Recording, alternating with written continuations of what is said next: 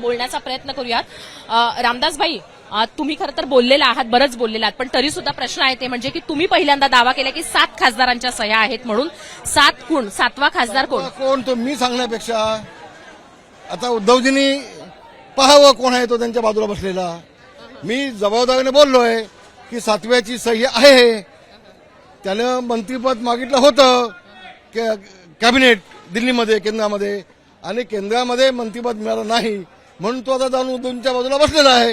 पण मग उद्धवजींनी शोधावं ना. पण मग कॅबिनेट मंत्रीपद दिल्यानंतर ते व्यक्ती तुमच्या बरोबर येणार, आता ती बैठकीत आहेत. मिळणारच नाही आणि आम्ही देणार पण नाही. मग काय, मग सहीचा काय उपयोग? त्या मग त्यांनी उपयोग काही नाही, पण त्यांनी सही केली होती ना. त्यांनी उद्धवजींना सोडण्याचा निर्णय घेतला होता. मग कॅबिनेट मंत्रीपद दिलं असतं तर तो आला असता. तेव्हा हे सगळे काठावरती आहेत. पण मग काहीतरी मिळतंय म्हणूनच हे लोक तुमच्या बरोबर येत आहेत ना.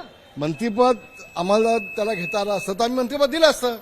आम्हाला काय देऊन घ्यायचं नाही कोणाला. पण मग हे सगळेजण, ओमराजे निंबाळकर तर म्हणतात सत्ता मिळते आहे, मग सत्तेमध्ये गेल्यावर कामं होत आहेत म्हणून. आज पुन्हा सांगतोय, आज उद्धवजींनी जे पाऊल उचललंय प्रत्येकाच्या मतदारसंघात जाण्याचं, याच्या आधी ते गेले असते, प्रत्येक मतदारसंघात गेले असते. कशाला जायला पाहिजे? खासदारांना विश्वासात घेतलं असतं, भेटले असते, विकासाच्या कामामध्ये लक्ष घातलं असतं. तुम्ही आता म्हणताय की मंत्रीपद, आणि म्हणून वगाती पाठीमागून घोडे नाचून काही फायदा नाही त्याचा. आता पण तुम्ही म्हणताय की मंत्रीपद मिळालं असतं तर आम्ही देणारच नाही, ते मंत्रीपदासाठी येत आहेत म्हणून. पण ओमराजे, एक्झॅक्टली, पण ओमराजे निंबाळकर म्हणतात की सत्तेत गेल्यानंतर काम होतात. काय चुकीचं बोलले ते? मग मंत्रीपद द्यायला काय हरकत होती त्या व्यक्तीला? अच्छा, म्हणजे विकासाची जबाबदारी एकनाथ शिंदे घेतली आणि सगळ्यांना निवडून पण आणलं.